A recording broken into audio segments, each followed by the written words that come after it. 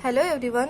हम आज से अपने टॉपिक की तरफ बढ़ेंगे। अभी तक तो हम इंटरलिंक्ड सभी कंसेप्ट ही पढ़ रहे थे कि क्या कैसे होता है, तो ठीक है। इसके बाद हम है ना आगे टॉपिक की तरफ बढ़ रहे हैं। जैसे कि आज हमारा फर्स्ट टॉपिक है ब्रीड्स ऑफ कैटल। कैटल के ब्रीड्स कौन से हैं, मतलब कौन से टाइप के होते हैं, पहले ये सीखेंगे। उनमें कैसे डिस्ट्रीब्यूट हुए वो सीखेंगे। अभी क्या है ना, जो भी वीडियो देख रहा है, जो भी स्टूडेंट वीडियो देखना चाहते हैं तो उसको है ना ऐसे बीच में से कुछ भी नहीं समझेगा। जो फर्स्ट वीडियो से देखेगा उसको, और ये वीडियो जो है बहुत छोटे छोटे टाइम के, मतलब जैसे 15 मिनट की, 10, 12, 13 मिनट की, मैंने इतने ही ड्यूरेशन की पढ़ा है। क्योंकि मोस्ट ऑफ द स्टूडेंट आधे घंटे का है, भाई कौन देखेगा, कैसा है मैटर पता नहीं, ऐसा करके ना छोड़ देते। तो मैंने ये सिर्फ 15, 12, 13 मिनट के ही रखे हैं कि आपको फट से वो कंसेप्ट भी लर्न हो, वो कंसेप्ट भी आप सीख सके। और आप 2x की स्पीड में देखेंगे तो आपको ज़्यादा से ज़्यादा 5 मिनट या 6 मिनट जाएगा, ठीक है। इस हिसाब से मैंने किया है। और जो भी देखेगा ना उसको फर्स्ट से देखना पड़ेगा, तभी उसको सब इंटरलिंक होगा, अच्छे से समझ में आएगा कि क्या कैसा है, ठीक है। अभी हम आगे की तरफ बढ़ रहे हैं, अपना जो हम आगे की टॉपिक की तरफ बढ़ रहे हैं। तो ये है breeds of cattle. Breeds of cattle में क्या होता है कि दो टाइप के ब्रीड्स होते हैं। एक तो होता है इंडिजिनियस होता है, और एक होता है एक्सोटिक होता है। दो टाइप के होते हैं। इंडिजिनियस मतलब हमारे इंडिया के, ठीक है, हमारे इंडिया के जो होते हैं उसको बोलते हैं इंडिजिनियस ब्रीड। और जो एक्सोटिक मतलब अदर कंट्री के जो होते हैं उसको बोलते हैं एक्सोटिक ब्रीड। बट मैं आपको बता दूं, इंडिजिनियस काऊ का ही मिल्क सबसे अच्छा होता है then exotic cow. As compared to exotic cow, indigenous cow का ही मिल्क क्या होता है, अच्छा होता है, ठीक है। अभी हम डिफ्रेंशिएट करेंगे जैसे बॉडी कैरेक्टर से भी, कि इसमें क्या कम रहती है और इसमें क्या रहता है। और हम कैसे मतलब अगर आपके सामने दो पिक्चर रखूँ तो आपको समझ में आना चाहिए ना कौन सा एक्सोटिक है, कौन सा एक्सोटिक है, कौन सा इंडिजिनियस है। तो हम कैसे, मतलब हमको कैसे समझ में आएगा उसमें कौन से ऐसे बॉडी पार्ट है जो ऑब्सेंट रहते हैं इंडिजिनियस में, जो इंडिजिनियस में होते हैं बट एक्सोटिक में नहीं होते। उस हिसाब से हम क्या करेंगे, अगर मैं दो पिक्चर यहाँ पे रखूँ तो आपको वो समझ में आएंगे, ठीक है। तो मैंने है ना अपने खुद हाथ से ड्राइंग करा है। तो जो पिक्चर आपको मैं दिखाऊंगी, पर्पस यही है कि आपको वो पार्ट दिखे बॉडी के और आपको समझ में आए। पहले आपको मैं ये डिफ्रेंशिएट बता देती हूँ, ठीक है। इसमें है ना बहुत इंटरेस्टिंग सा टॉपिक है। इसमें है ना हम्प इज प्रेजेंट। अभी हम क्या होता है मैं बताती हूँ, ठीक है। आप ये ध्यान में रखो कि इंडिजिनियस काऊ में क्या प्रेजेंट रहता है, ठीक है। जो इसमें प्रेजेंट रहता है वो है ना इसमें अब्सेंट रहता है। दो ही चीजें हैं, ये दो ही पॉइंट है जो एग्जाम में आते हैं, और ये दो ही पॉइंट मतलब ये भी आते हैं। बट है ना ध्यान में रखने लायक कि कौन से बॉडी पार्ट है जो अब्सेंट रहते हैं, मतलब नहीं होते हैं उसमें, ठीक है। तो ये दो ही है, जैसे हम्प इज प्रेजेंट और इसमें हम्प इज अब्सेंट होता है, ठीक है। इसमें ड्यूलैप इज प्रेजेंट और यहाँ पे होता है ड्यूलैप इज अब्सेंट। अभी ये ड्यूलैप मतलब है ना गले के साइड का पोर्शन होता है, ऐसे लूज स्किन होती है उसकी, काऊ की, उसको बोलते हैं, ऐसी लटकी हुई होती है, उसको बोलते हैं ड्यूलैप। इसमें ना ड्यूलैप प्रेजेंट होता है अपने इंडियन काऊ में, और एक्सोटिक काऊ में ये ड्यूलैप क्या होता है, अब्सेंट होता है, ठीक है। इसके बाद ये हम्प मतलब क्या, अपनी पीठ पे है ना एक बड़ा सा बॉल जैसा होता है, तो उसको बोलते हैं हम्प। तो वो हम्प प्रेजेंट होता है इंडिजिनियस काऊ में, और एक्सोटिक काऊ में हम्प क्या होता है, अब्सेंट होता है। चलो मैं आपको है ना डायग्राम दिखाई देती हूँ, जो मैंने खुद को समझने के लिए निकाली थी अपने बुक में, ठीक है। ये है, ठीक है, ये है अपनी, अभी ये है हमारी कौन सी काऊ, ये हमारी इंडिजिनियस काऊ, और ये है हमारी एक्सोटिक काऊ, ठीक है। सिर्फ पर्पज यही है कि आपको सिर्फ बॉडी पार्ट ही समझ में आए, ठीक है। तो यहाँ पे हंसने जैसी कोई भी बात नहीं है, ठीक है। यहाँ पे है ना ये है हम्प, इसको बोलते हैं हम्प। ये ऐसा ऊंचा वाला पोर्शन है, इसको बोलते हैं हम्प। तो ये हमारी इंडिजिनियस काऊ में होता है, आपने भी देखा होगा। अगर आपने कभी नोटिस नहीं दिया तो आप जाके सर्च करके नेट पे डाल सकते हो और देख सकते हो, ठीक है। और ये बहुत मतलब समझ में आता है, इससे समझ में आता है। और इससे ये वाला पोर्शन है, ये इसको बोलते हैं ड्यूलैप। ये जो ऐसा ऐसा होता है ना, यहाँ पे लूज स्किन होती है ऐसे, इसको बोलते हैं ड्यूलैप। ये हमारी इंडिजिनियस काऊ में होता है, और हम्प में हमारे इंडिया वाली काऊ में होता है, ठीक है। और ये जो है हमारी एक्सोटिक काऊ है, मैंने इसको निकालने का ट्राई किया था। एक्सोटिक काऊ है, इसके पीठ पे ये वाला पोर्शन नहीं रहता है, ये हम्प वाला जो है ना, ये ऐसा हाई हुआ है यहाँ पे, ये वाला पोर्शन नहीं रहता है। और ये भी उसका स्ट्रेट रहता है, उसके ऐसी लूज स्किन नहीं रहती, मतलब ऐसे ऐसी रहती है, ठीक है। ऐसी लूज स्किन नहीं है, डायरेक्ट स्ट्रेट ही रहता है। आप जाके इसको एक बार चेक कर लेना, ठीक है।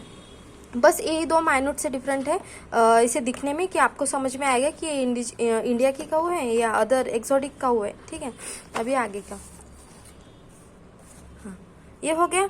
फिर है ना हमारा जो इंडिया की जो काऊ थे उसका A2 टाइप का मिल्क रहता है, और A1 टाइप का, और एक्जोटिक काऊ है उसका A1 टाइप का मिल्क रहता है। अभी A2 और A1 टाइप का मिल्क मतलब क्या, अभी अपन है ना मिल्क पैकेट भी लेंगे ना, उस पे भी लिखा होता है कि ये A2 टाइप मिल्क है या A1 टाइप मिल्क है। जो ट्रांसपोर्ट मतलब जैसे है ना एक्सपोर्ट जो बॉटल होती है ना, उस पे तो बड़े राइटिंग बड़े अक्षर में ऐसा लिखा रहता है A1 या A2 टाइप ऐसा करके, ठीक है। अभी इसमें क्या मतलब क्यों ये A2 और A1 टाइप ये क्या होता है, ठीक है। यहाँ पे क्या है ना, अपनी इंडिया की काऊ का मिल्क सबसे अच्छा होता है other than the exotic cow.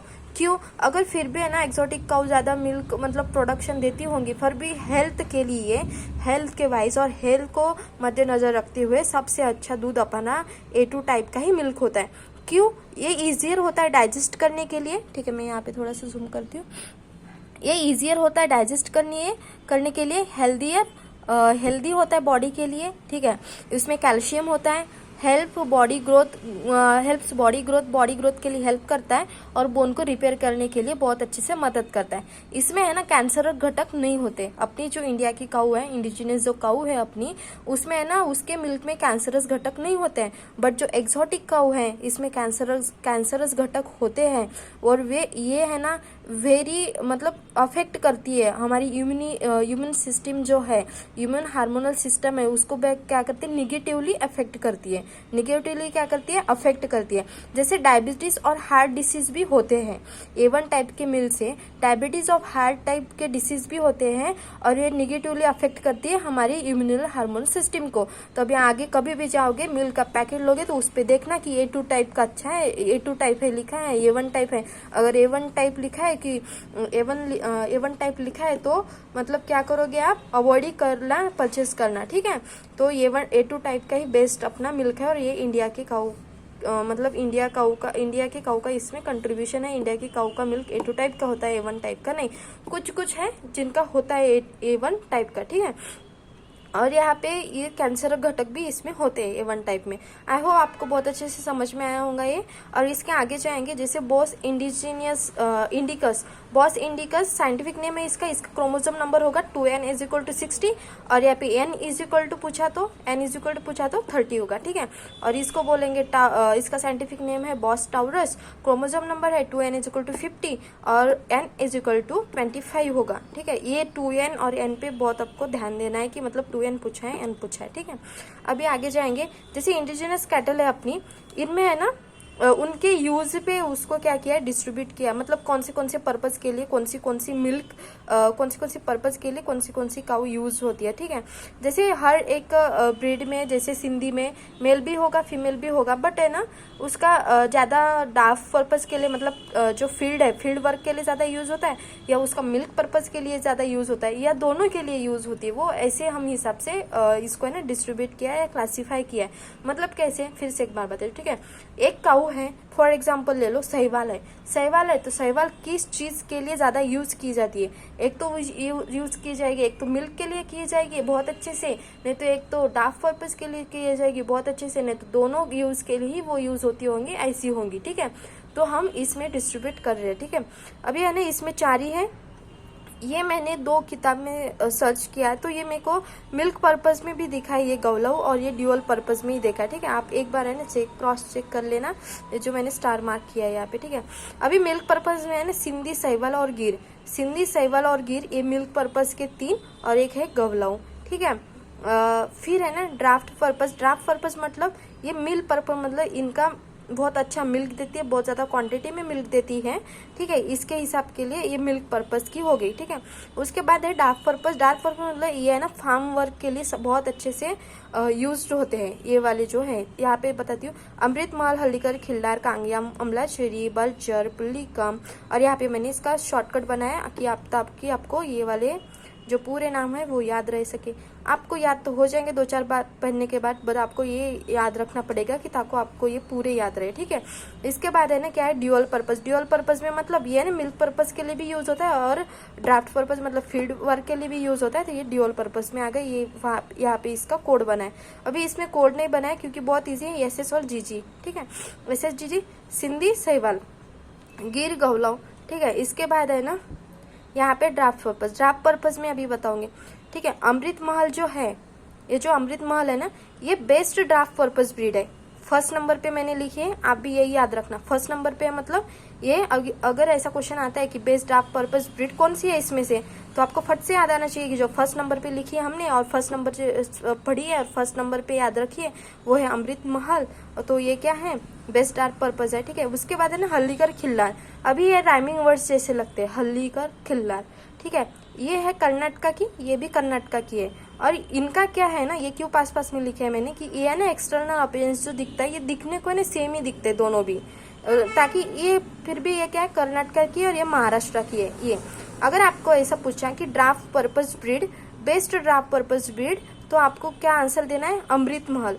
But आपको ऐसा पूछे कि बेस्ट ड्राफ्ट पर्पस ब्रीड इन महाराष्ट्र, तो आपको क्या आंसर देना है, खिल्लार, ठीक है।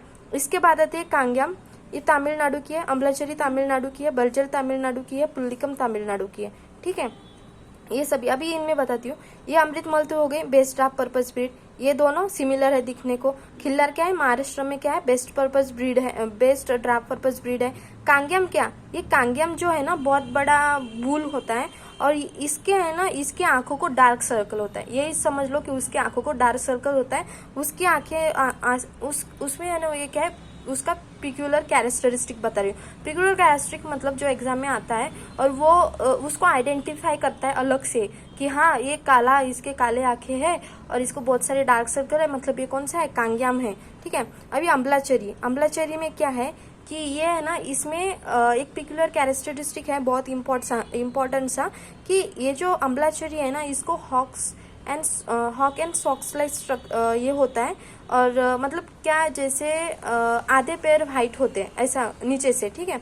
अभी आपको पिक्चर देखोगे तो आपको बहुत अच्छे से समझ में आएगा। जस्ट अभी मैं इंट्रोड्यूस कर रही हूँ इसको, फिर से अच्छे से हम पढ़ेंगे, ठीक है। इसके बाद है ना, और एक अच्छा है कि इसमें है ना डी हॉर्निंग की जाती है। इसका पिक्यूलर कैरेक्टरिस्टिक है कि इसमें डी हॉर्निंग, इसकी क्या है, इसकी डी हॉर्निंग जो है वो पिक्यूलर कैरेक्टरिस्टिक। डी हॉर्निंग मतलब क्या है, removal of horn, removal of horn 2 to 3 months after the birth, और 6 महीने के पहले, ठीक है। इसको बोलते हैं डी हॉर्निंग। तो इसमें अम्बलाचरी में ये उसका पिक्यूलर कैरेक्टरिस्टिक है। उसके बाद आई हमारी बर्जर। ये बर्जर जो है ना, ये बहुत कॉशियस ब्रीड है, मतलब किसी को पास में नहीं आने देती है, मतलब ऐसे डरी डरी सी रहती है, ऐसी वाली है ये बर्जर है, ठीक है। इसके बाद ये पुल्लिकम है। पुल्लिकम है, ये जो है ना गेम में यूज की जाती है तमिलनाडु में, उधर की साइड में गेम के लिए यूज होता है ये पुल्लिकम नाम का बुल।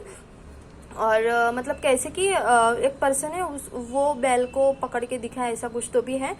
वैसे गेम में ये पुल्लिकम यूज की जाती है, ठीक है। तो आपको है ना कैसे अभी याद, मैं आपको ये दिखाऊंगी कि PUB HAK आपकी याद रखो, तो आपको बिल्कुल याद नहीं रहने वाला है, आप फट से भूल जाओगे।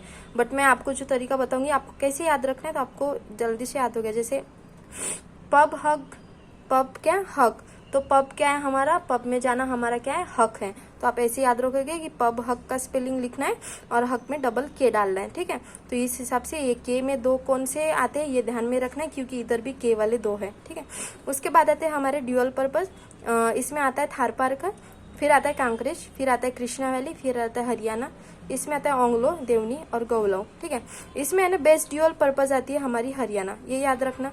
आप यहाँ पे भी लिख सकते हो इसको फर्स्ट नंबर पे, ताकि आपको ये अच्छे से याद हो, ठीक है। थारपार जो हरियाणा है हमारी, ये क्या है, बेस्ट ड्यूअल पर्पज है। और ये थारपारकर क्या है, थारपारकर है ना डेवलप की हुई है वो खुद, मतलब जैसे ये सिंगल है ना, जैसे अमृत महल एक खुद की खुद है, तो इसको है ना डेवलप किया गया है थारपारकर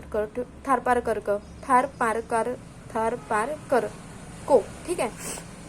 उसके बाद आती है कांग्रेज। कांग्रेज है ना, ये दिखने को बहुत बड़ा है, ब्रॉड फेस होता है, बहुत बड़ा जो होता है, बहुत बड़ा दिखने को होता है, ये होता है कांकरेज।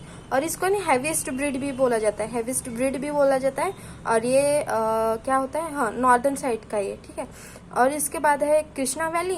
कृष्णा वैली में क्या खासियत है ना, कृष्णा वैली की जो पूंछ होती है, शेपटी बोलते हैं मराठी में, और जो पूंछ होती है, जैसे कि यहाँ पे दिखा देती हूँ मैं, ये जो पूंछ है ना उसकी, ये वाली, ये ऐसे ये पूंछ है ना उसकी नीचे तक लगती है, इतनी लंबी रहती है, और किसी की नहीं है कि जितनी लंबी चाहेगी। बट ये कृष्णा वैली की पूंछ क्या है, सबसे लंबी है। तो वैली से वाई मतलब ये पूंछ, आप ऐसे याद रखते हो उसे, ठीक है। कृष्णा वैली की क्या है, कृष्णा वैली की पूंछ सबसे लंबी है और वो नीचे तक फ्लोर तक टच होती है, इतनी लंबी रहती है। हरियाणा में क्या है, ये बीस ड्यूअल पर्पज है। ऑंग्लो है, ऑंग्लो में क्या है, ऑंग्लो में क्या खासियत है अभी मैं भूल गई हूँ, मेरे को याद नहीं आ रहा है परफेक्टली, अगर बताऊंगी तो भी गलत होने के चांसेस हो सकते हैं, ठीक है। क्या होता है ऑंग्लो में, ठीक है। उसके बाद आती है देवनी और उसके बाद आती है गहुलाऊ, ठीक है। ये यहाँ पे लिखा है मैंने खोट मतलब KKHOT, खोट डीजे।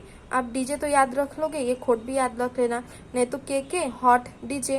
के क्या है, हॉट है, और वो उसको डीजे में डांस करना पसंद है। के क्या है, हॉट है, और उसको क्या डीजे में क्या कर डांस करना क्या है, पसंद है। आप ऐसे याद रखते सकते हो, ये कितने हैं वो भी याद रखना, ठीक है। इस तरीके से आज हमने इंट्रोडक्टरी पार्ट पढ़ा। आई होप आपको बहुत अच्छे से समझ में आया होगा, ठीक है। तो आज का हमारा ये रहा breeds of cattle. Thank you so much.